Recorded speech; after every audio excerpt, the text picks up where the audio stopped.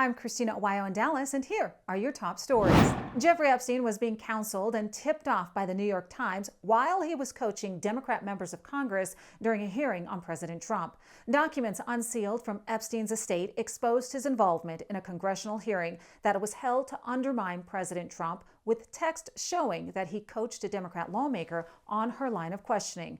The revelations are part of the more than 20,000 pages of emails and messages released by the House Oversight Committee and center on a February 27, 2019 session where Trump's former lawyer, Michael Cohen, testified about alleged racism, financial fraud, and hush money schemes tied to the president. At the time, Democrats controlled the House and were laser focused on investigating Trump, using Cohen's appearance to beef up claims of misconduct. The documents show that Delegate Stacey Plaskett, a Democrat from the Virgin Islands, was the representative receiving Epstein's real-time text during the hearing.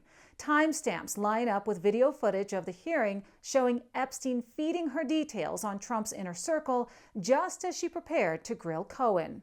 And as Epstein was coaching Democrats on how to take down Trump, the documents reveal that the New York Times was coaching Epstein on how to do the same thing. Epstein's communications with prominent people at the Gray Lady included tips on how to avoid being noticed and gave strategic advice on leveraging dirt against Trump.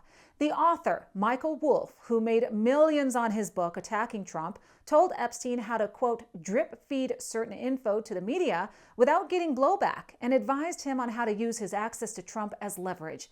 A New York Times finance reporter, James B. Stewart, tipped Epstein off about an ex-NYPD detective turned investigative author who was digging into Epstein's past. In a 2018 email, Stewart told Epstein that the detective was, quote, researching a book on him and was questioning Epstein's island escapades and high-profile guest. Epstein thanked him and said he was looking for more details on the threat.